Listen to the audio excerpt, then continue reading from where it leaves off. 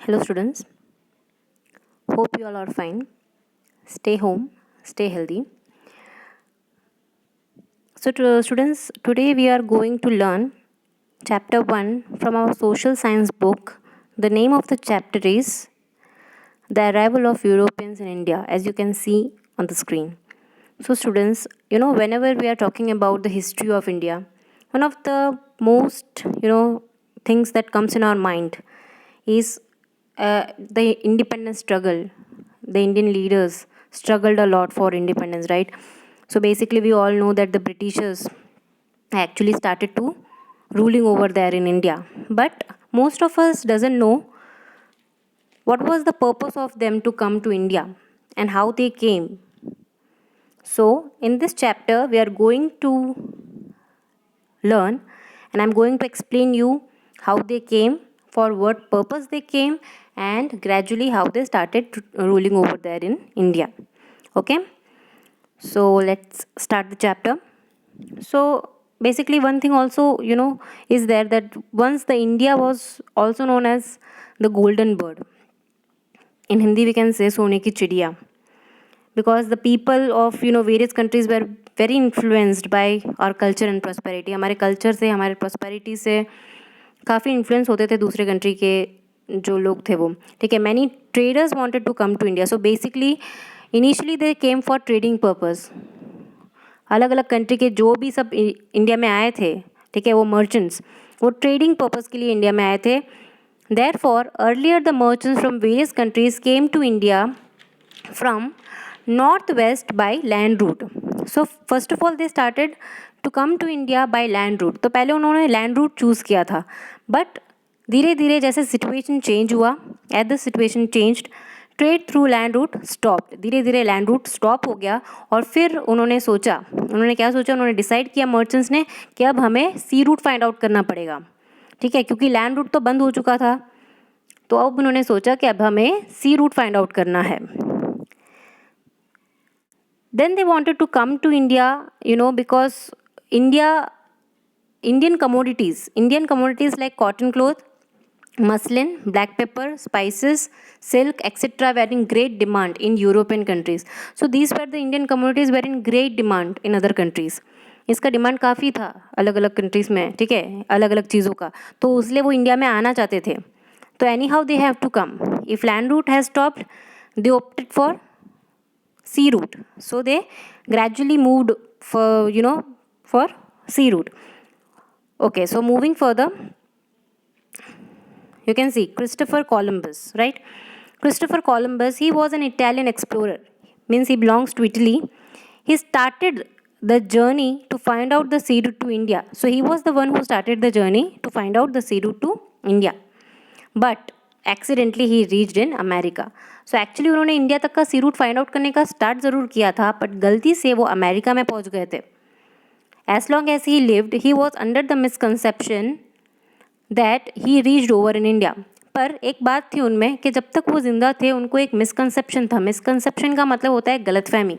उनको एक गलतफहमी थी कि उन्होंने इंडिया तक का सी रूट फाइंड आउट किया. उनको ऐसा लगता था, बट एक्चुअली ऐसा नहीं था. वो पहुँचे ज़रूर थे एक जगह पे, पर वो अमेरिका था. It was not India. Hence, even today, the natives of America are called Red Indians, and the island group of Caribbean is known as the West Indies. Okay. So now next, after Columbus was Vasco da Gama. He was a native of Portugal. He was the one who discovered the sea route to India. So students, whenever it is asked who started the journey to find out the sea route to India, it was Christopher Columbus. But actually who reached over here, who was the first person to reach in India? It was Vasco da Gama. ठीक है, दोनों में difference है. वो Christopher Columbus ने journey चालू किया था और वास्को ड गामा एक्चुअल में पहुँचे थे. ठीक है, क्रिस्टोफर कोलंबस ने सिर्फ जर्नी चालू किया था, पर वो पहुँचे गलती से अमेरिका में थे. तो ये है पहले पर्सन. तो कभी कंफ्यूज मत होना तुम. Okay okay, further he was the one who discovered the sea route to India. How? देखो, he encircled the Cape of Good Hope in South Africa and reached at the port of Calicut. तो उन्होंने south Africa का जो cap of Good hope है उसको पार करते हुए वो कैलिकट में पहुँचे। कैलिकट जो कि हमारे इंडिया में साउथ साइड में आया हुआ है। कब पहुँचे? ऑन 22 मई 1498 में वो पहुँचे, ठीक है, which was on the south side of the India. He then took the permission from Calicut king. उसके बाद में उन्होंने परमिशन लिया, कैलिकट के जो किंग थे उस टाइम के, जिनका नाम था जमोरिन, उनसे उन्होंने परमिशन लिया। And Zamorin gave him the permission to trade and then he started trading there in Calicut. फिर धीरे धीरे उन्होंने the Portuguese established a fort in Calicut. उन्होंने फोर्ट एस्टैब्लिश किया फॉर ट्रेडिंग पर्पज ऑब्वियसली, ठीक है, इन द ईयर 1500 सेंचुरी में उन्होंने अपना फोर्ट एस्टैब्लिश किया ताकि आराम से वहाँ से ट्रेडिंग कर सके। And also he appointed a commander in chief namely Albuquerque. Means उसका नाम क्या था? एक कमांडर इन चीफ को उन्होंने अपॉइंट किया था जिसका नाम था एल्बुकुर्क, जिनका काम था फोर्ट का सेफगार्ड करना, ठीक है, रक्षा करना और देखना कि मतलब सब सही से है कि नहीं। And then he started moving northward. Okay, फिर उन्होंने सोचा अब कैलिकट अपने अंदर आ गया है, अब कैलिकट से आगे और then he conquered Goa. Okay, then he moved on Goa and there also he started trading in around 1506 century. Okay, then बोला जाता है within the span of 100 years the Portuguese to control of Mangalore, Cochin, Goa, Diu, Mumbai and islands of Lanka. तो इस तरह से कैलिकट से start किया था, कैलिकट से गोवा में, और फिर देखते ही देखते 100 ईयर्स के अंदर अंदर वो Mangalore, Cochin, Goa, Diu, Mumbai and islands of Lanka ऐसे अलग अलग जगहों में उन्होंने अपना ट्रेडिंग एस्टैब्लिश कर दिया था, ठीक है। अब ये था उनका किस तरह से एक्सपांड हुआ था। Now end of Portuguese rule, ठीक है, अब किस तरह से पोर्चुगीज एंड हुआ था। So in the beginning of the 17th century, जब 17th सेंचुरी स्टार्ट हुआ था तब पोर्चुगीज ने एक्सपांड किया अपना ट्रेडिंग बंगाल में, और बंगाल उस टाइम का सबसे बड़ा प्रोविंस माना जाता है, ठीक है, सबसे बड़ा स्टेट। तो उस टाइम पे दिल्ली में जो राजा रूल करते थे, जो किंग थे, मुगल एम्परर शाहजहां रूल करते थे, तो बंगाल के जो सूबेदार थे उन्होंने कंप्लेन किया शाहजहां से कि पोर्चुगीज़ का जो बिहेवियर है, जो मर्चेंट्स का बिहेवियर है वो इतना अच्छा नहीं है। तो उसके जवाब में शाहजहां ने क्या डिसाइड किया? उन्होंने ऑर्डर पास किया। उन्होंने बोला कि बंगाल के हुगली रिवर के पास में जितने भी उन्होंने फोर्ट्स एस्टैब्लिश किए हैं वो सब कुछ डेमोलिश कर दो। Hooghly is a river, okay, Hooghly क्या है? एक रिवर है जो कि बंगाल के पास में है, ठीक है। तो शाहजहां ने ये ऑर्डर पास किया कि हुगली रिवर के पास में जो फोर्ट उन्होंने एस्टैब्लिश किए हैं उसको डेमोलिश कर दो, मतलब उसको तोड़ दो, गिरा दो, और जितने भी शिप्स जो कंसाइनमेंट के लिए जाते हैं, ठीक है, एक्सपोर्ट के लिए जाते हैं, उन सबको जला दिया जाए।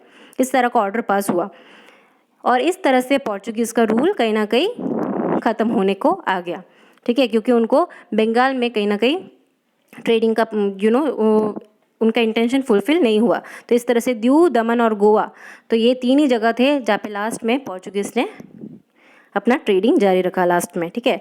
Then it came the Dutch. See after 100 years of the arrival of Portuguese at the end of the 16th century, the Dutch of Holland, now the Netherlands, came to India for trading. So almost after 100 years, Portuguese almost 100 years तक India में trade कर रहे थे। तो 16th century के and तक Dutch people भी India में आ गए थे, और डच माना जाता है कहाँ के थे? वो हॉलैंड के थे, जिसको अभी नेदरलैंड बोला जाता है, ठीक है। तो वो ट्रेडिंग के लिए आए। Initially they established forts at Pulicat and Madras. So initially when they came they establish their fort at Pulicat and Madras, जिसको अभी चेन्नई भी बोलते हैं, मद्रास को। इसके अलावा उन्होंने आगरा में भी अपना ट्रेडिंग सेंटर एस्टैब्लिश किया था 1663 सेंचुरी में, ठीक है। और ये वो टाइम था जब डच लोग आए थे, जब डच पीपल आए थे, तब उनके साथ साथ ब्रिटिशर्स भी इंडिया में अराइव आए थे। The Dutch could not withstand the competition against the British. अब उनके बीच में काफ़ी कॉम्पिटिशन हो गया था, who will earn more profit out of trading in India. But consequently what happened, that Dutch could not withstand the competition। मतलब Dutch लोग जो थे, डच पीपल, वो ब्रिटिशर्स के सामने इतना ज़्यादा खड़े नहीं रह पाए कंपटीशन में वो, और उन्होंने कहीं ना कहीं दे दिया उसको। The British interest in India during the reign of Queen Elizabeth of England in the year 1600 century, the British establish the East India Company. देखो, जिस टाइम पे क्वीन एलिजाबेथ का रूल चल रहा था 1600 सेंचुरी में, उस टाइम पे उन्होंने इंडिया में एक कंपनी एस्टेब्लिश किया था जिसका नाम था East India Company. This company belong to the merchants who wanted to increase their wealth by undertaking trade with India. और ये उन मर्चेंट्स के लिए था जो चाहते थे सबसे ज़्यादा वेल्थ कमाना।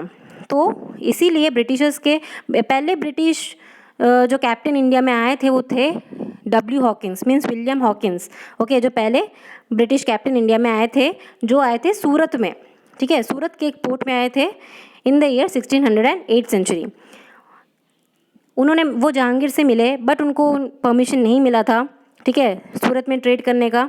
और उसके बाद में दिल्ली में, और उस टाइम पे दिल्ली में कौन रूल कर रहे थे? शाहजहां रूल कर रहे थे। तो फिर धीरे धीरे फिर उनको परमिशन नहीं मिला, तो दूसरे एक और सेलर आए थे जिनका नाम था सर थॉमस रॉय। वो आए, उन्होंने परमिशन लिया, उनको परमिशन मिला, और फिर वहाँ से शाहजहां ने भी उनको परमिशन दिया, और फिर वहाँ से उनका बंगाल के साथ भी ट्रेड करना शुरू हो गया। तो इस तरह से ब्रिटिशर्स इंडिया में आए थे। तो कभी भी आपसे कुछ पूछा जाए कि why Britishers came to India, so they actually came in India for trading purpose, only for trading purpose. Then they started, how they started ruling, we will continue in our next lecture. So I hope you understood the chapter till now. Thank you.